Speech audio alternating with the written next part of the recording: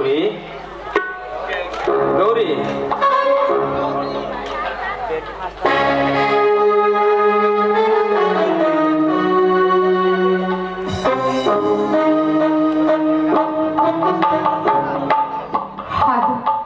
ಬಾ ಗೌರಿ.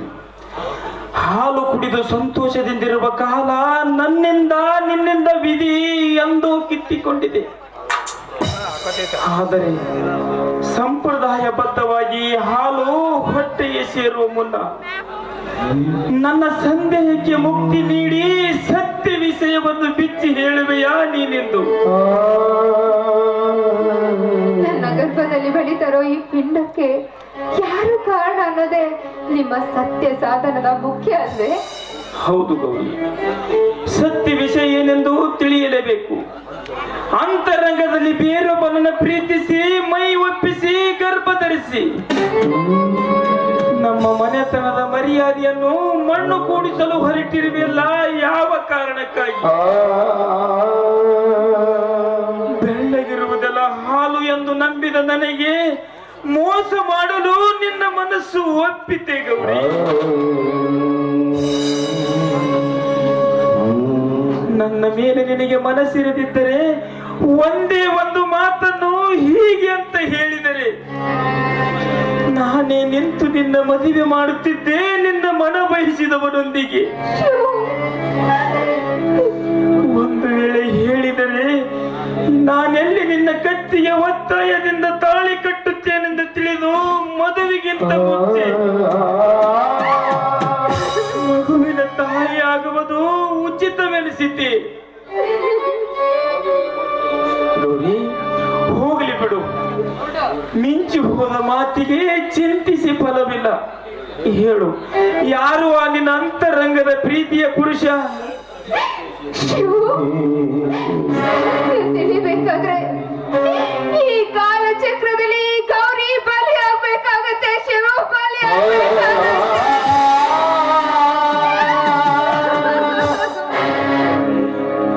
ಕಾಲಚಕ್ರಕ್ಕೆ ನನ್ನ ಪ್ರಾಣ ಬಲಿ ಕೊಟ್ಟಾದರೂ ನಿನ್ನನ್ನು ಕಾಪಾಡಬಲ್ಲೆನೆಂಬ ವಿಶ್ವಾಸ ನನಗಿದೆ. ಹೇಳು ಗೌರಿ, ಹೇಳು, ಈ ನಿನ್ನ ಗರ್ಭತನಕ್ಕೆ ಯಾರು ಕಾರಣ? ಹೇಳು ಗೌರಿ, ಹೇಳು. ಇಲ್ಲ ಶಿವ, ಇಲ್ಲ. ಆ ನೀಚನ ಹೆಸರು ನನ್ನ ಬಾಯಿಂದ ಉಚ್ಚರಿಸಲು ಸಾಧ್ಯ ಇಲ್ಲ. ಅಕಸ್ಮಾತ್ ಇಡಬೇಕು ಅಂತ ಹೇಳಿದ್ರೆ ನನ್ನ ಸಾವಿನ ನಂತರ ಅವನ ಹೆಸರು ಹೇಳಿ ನಾನು ಪ್ರಾಣ ಬಿಡ್ತೀನಿ. ನನ್ನ ಎತ್ತರ ಮೇಲೆ ಆಣೆ ಮಾಡಿ ಹೇಳ್ತಾ ಇದ್ದೀನಿ, ನಾನು ಸಾಯ್ತೇನೆ.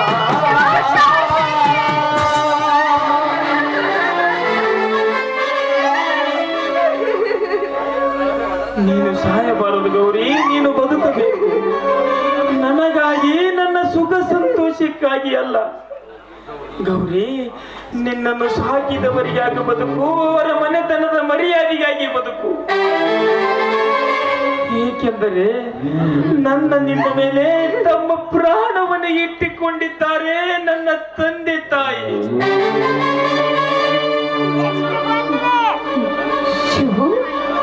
ಇಷ್ಟೆಲ್ಲ ಗೊತ್ತಿದ್ರು ಯಾವ ಸುಖಕ್ಕಾಗಿ ನನ್ನ ಮದುವೆ ಆದ್ರಿ? ಯಾವ ಸುಖಕ್ಕಾಗಿ? ನನ್ನನ್ನು ಹೆತ್ತವರು ಬದುಕಿರಲಿ ಎಂಬ ಸ್ವಾರ್ಥಕ್ಕಾಗಿ. ಒಂದು ವೇಳೆ ತಾಳಿ ಕಟ್ಟಲು ನಿರಾಕರಿಸಿದರೆ ವೀರೇಂದ್ರ ಊರು ಪಂಚಾಯಿತಿ ಕಟ್ಟೆಯಲ್ಲಿ ನನ್ನ ತಂದೆ ತಾಯಿಯನ್ನು ನಿಲ್ಲಿಸಿ ಅವಮಾನಿಸಿ ಬಿಡುತ್ತಿದ್ದ. ಅವಮಾನ ಸಹಿಸುವ ಶಕ್ತಿ ಇಲ್ಲದ ನನ್ನ ತಂದೆ ತಾಯಿ ಖಂಡಿತವಾಗಿಯೂ ಬದುಕುತ್ತಿರಲಿಲ್ಲ. ಅವಮಾನದ ಸಂಕಟದ ಸಂಕೋಲೆಯನ್ನು ಕಿತ್ತೆಸೆಯಲು ನಿನ್ನ ಕತ್ತಿಗೆ ತಾಳಿ ಕಟ್ಟಿದ್ದೇನೆ ಗೌರಿ, ತಾಳಿ ಕಟ್ಟಿದ್ದೇನೆ. ಈ ಅವಮಾನ ಸಂಕಟಕ್ಕೋಸ್ಕರ ನಿಮ್ಮ ಸುಖ ಸಂತೋಷವನ್ನೆಲ್ಲ ತ್ಯಾಗ ಮಾಡಿದ್ದೀರಾ. ಇದು ನ್ಯಾಯನಾ ಶಿವ, ನ್ಯಾಯನಾ?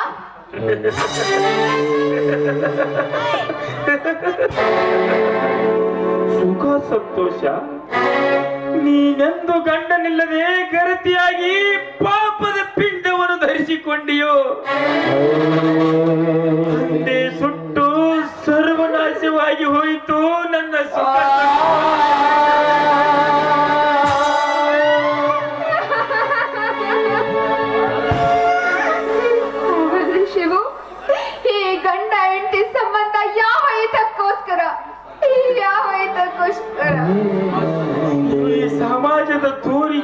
ಮಾತ್ರ. ಈ ಸಮಾಜ ನಿಂದನೆಯ ಬಿರುನುಡಿಗೆ ಬೇಡಿ ಹಾಕಲು ನೀನು ಇಂದಿನಿಂದ ನನ್ನ ಅಂತರಂಗದ ಆತ್ಮದಲ್ಲಿ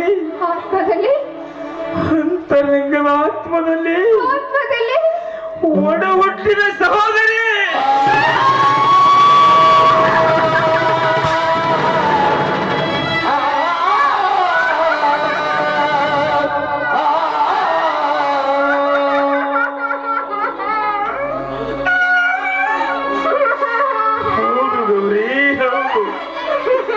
ನಿನ್ನ ಕತ್ತಿಗೆ ತಾಳಿ ಕಟ್ಟುವ ಮುಂಚೆ ನನ್ನ ಅಂತರಂಗದ ಆತ್ಮದಲ್ಲಿ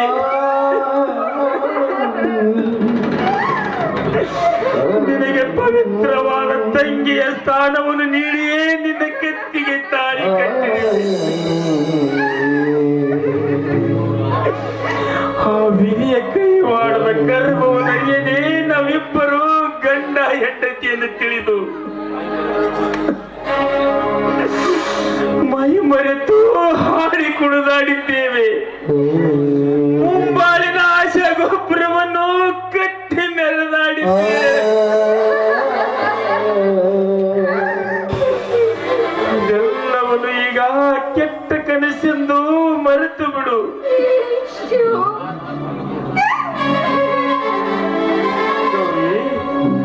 ತಂಗಿಯ ಸ್ಥಾನ ಬಹಳ ಪವಿತ್ರವಾದದ್ದು.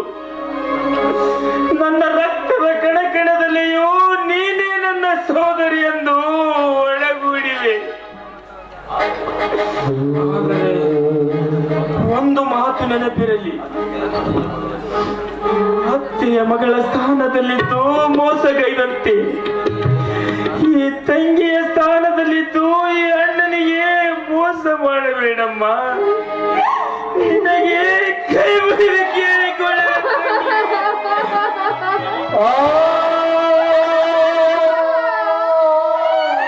ಶಿವ ಶಿವ ಶಿವ ಮಾಡಿದ್ರಿ. ಇಂಥ ಸಂದರ್ಭದಲ್ಲಿ ನಾನು ಬದುಕಿರೋದು ಬಸ್ಸು, ಸತ್ರೆ ಎಷ್ಟೋ ಮೇಲು ಶಿವ, ಎಷ್ಟೋ ಮೇಲು. ಹಾಗೆ ಮಾಡದಿರಮ್ಮ ತಂಗಿ, ಹಾಗೆ ಮಾಡದಿರು. ನಿನ್ನ ಉದರದಿಂದ ಗಂಡು ಮಗು ಜನಿಸಿದ್ದೆ. ಆದರೆ ಶ್ರೀಶೈಲ ಮಲ್ಲಿನಾಥನ ಕ್ಷೇತ್ರಕ್ಕೆ ಪಾದಯಾತ್ರೆ ಹೊರಡುವ ಹರಕೆ ಹೊತ್ತಿದ್ದಾರೆ ನನ್ನ ಹೆತ್ತವರು. ಅವರ ಆಸೆಗೆ ಮಣ್ಣೆರಚಿ ಮೃತ್ಯುಗೆ ಯಾವುದೇ ಆಗದಿರು ಸಹೋದರಿ. ನಿನ್ನ ಉದರಿಂದ ಜನಿಸಿ ಬರುವ ಮಗುವಿನ ತಂದೆ ನಾನೇ ಎಂದು ಈ ಸಮಾಜ ನಂಬಿ ಬಿಟ್ಟಿದೆ. ಆದರೆ ನನ್ನ ನಿನ್ನ ಅಣ್ಣ ತಂಗಿಯರೆಂಬ ಮನೋ ನಿರ್ಧಾರ ಮಾತ್ರ ಈ ಸಮಾಜಕ್ಕೆ ಗೊತ್ತಾಗಬಾರದು.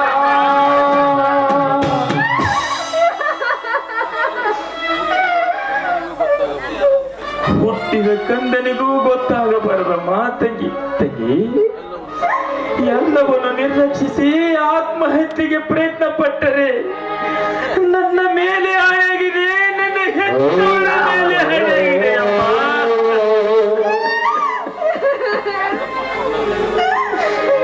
ಯಾಕಮ್ಮ ತಂಗಿ ಕಣ್ಣಲ್ಲಿ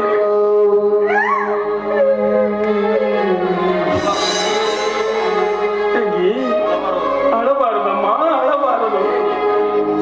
ನೀನೀಗ ಬಸುರಿ ಈ ರೀತಿ ದುಃಖಿಸುವುದು ಒಳ್ಳೆಯದಲ್ಲಮ್ಮ, ಒಳ್ಳೆಯದಲ್ಲ. ರಾತ್ರಿ ಬಹಳವಾಗಿದೆ, ಮಲಗಿಕೊಳ್ಳಮ್ಮ. ನಾನಿನ್ನು ಬರುತ್ತೇನೆ, ಮಲಗಿಕೊಳ್ಳು.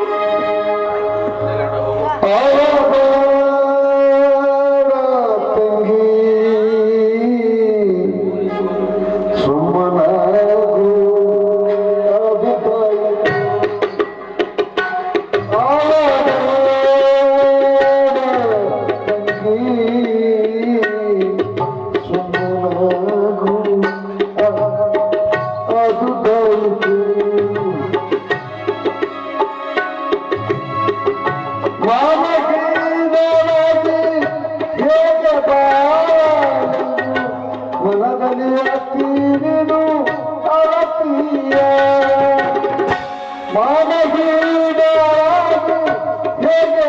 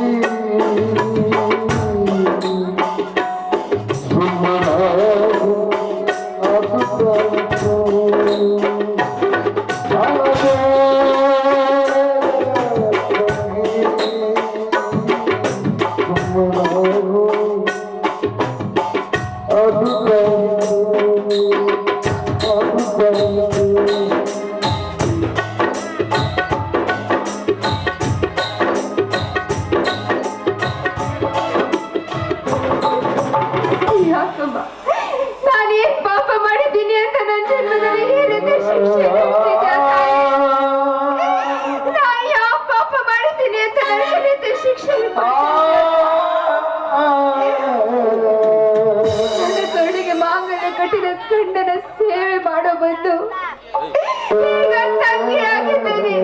ಈಗ್ಲಾದ್ರೂ ನಿನಗೆ ನೆಮ್ಮದಿ ಆಯ್ತಾ ತಾಯಿ? ಈಗ್ಲಾದ್ರೂ ನಿನಗೆ ನೆಮ್ಮದಿ ಆಯ್ತಾ? ಯಾಕಮ್ಮ ಕಣ್ಮುಚ್ಕೊಂಡ್ಕೊಳ್ತಿದ್ಯಾ? ಯಾಕೆ ಕಣ್ಮುಚ್ಕೊಂಡ್ಕೊಳ್ತಿದ್ಯಾ?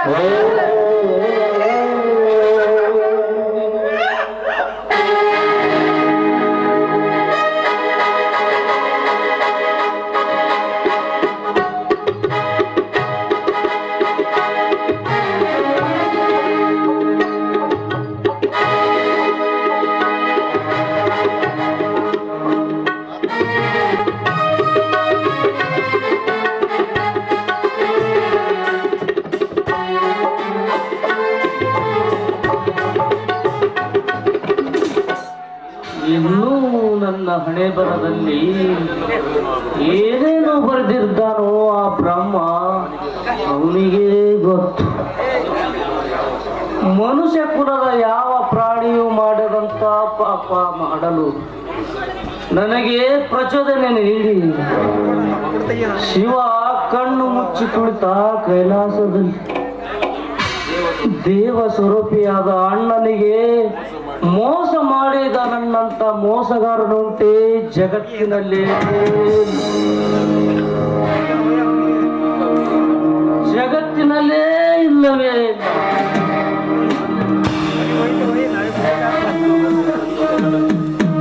ಅಂದು ಗತಿಸಿದ ಘಟನೆ ಮತ್ತೆ ನನ್ನ ನೆನಪಿನ ಅಂಗಳದಲ್ಲಿ ಬರಬಾರದೆಂದರೆ ನಾನು ಕುಡಿಯಲೇಬೇಕು, ಸಾಯುವವರೆಗೂ ಕುಡಿಯಬೇಕು. ನನಗೀಗ ಮದ್ಯಪಾನ ಅನಿವಾರ್ಯ ಅಲ್ಲವೇ?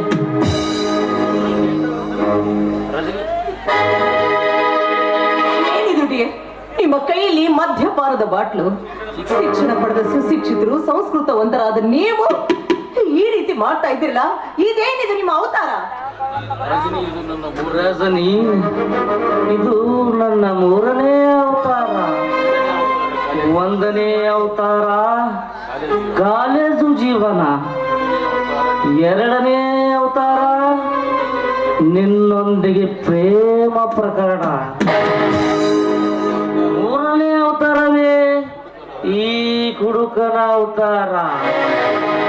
ರಜನಿ, ಶಿಕ್ಷಣ ಪಡೆದವರೆಲ್ಲ ಸುಶಿಕ್ಷಿತರೆಂದು ಭಾವಿಸುವುದು ನಿಮ್ಮಂತ ಮೂರ್ಖರ ಲಕ್ಷಣ. ಏನ್ ಮಾತು ಅಂತ ಆಡ್ತಾ ಇದ್ದೀರ ರೀ?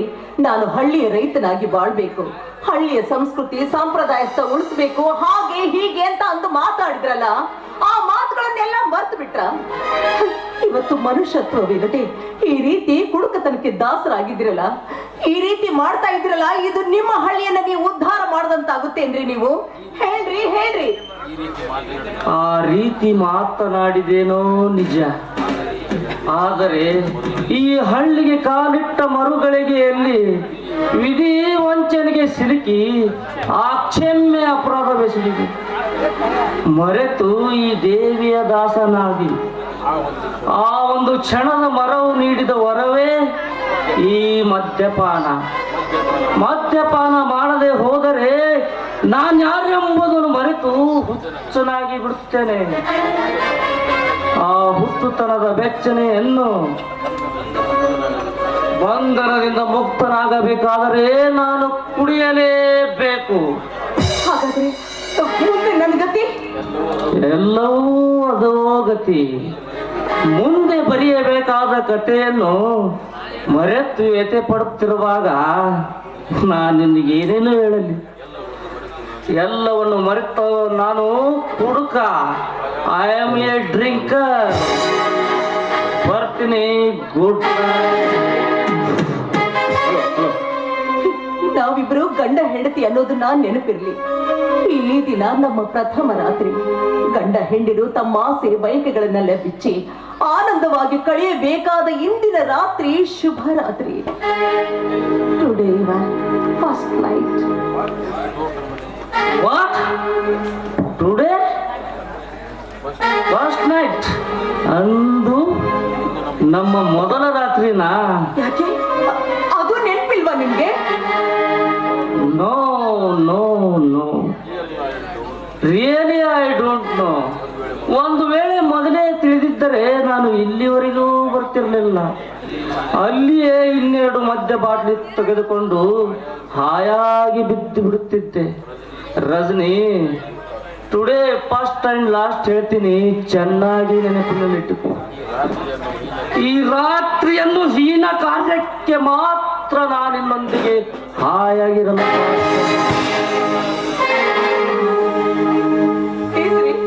ನನ್ ಮಾತು ಕೇಳ್ರಿ. ಬರ್ತೀನಿ. Good night. ನನ್ ಮಾತು ಕೇಳ್ರಿ.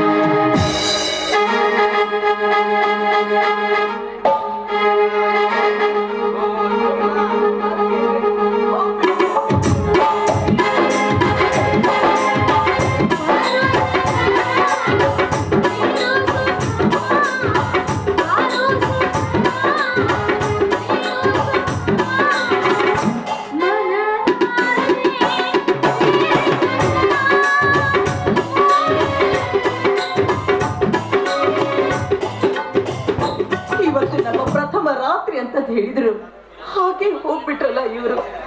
ಗಂಡು ಹೆಣ್ಣುಗಳೆರಡೂ ಒಂದಾಗಿ ಸಂತೋಷದಿಂದ ಕಾಲ ಕಳೆಯುವ ಈ ದಿನ ನನ್ನ ಪಾಲಿಗೆ ಕರಾಳ ದಿನವಾಯ್ತಲ್ಲ. ಎಷ್ಟೋ ಜನ ಮೊದಲನೇ ರಾತ್ರಿ ಕನಸು ಕಾಣ್ತಾ ತಮ್ಮ ಜೀವನದುದ್ದಕ್ಕೂ ಆನಂದದಿಂದ ಕಳೆಯಬೇಕಾದ ನಾವಿಂದು ಹಿಂದಿನ ಮೊದಲನೇ ರಾತ್ರಿ ನನ್ನ ಪಾಲಿಗೆ ಮುಳ್ಳಿನ ಹಾಸಿಗೆ ವಿಷವಾಯಿತೆ.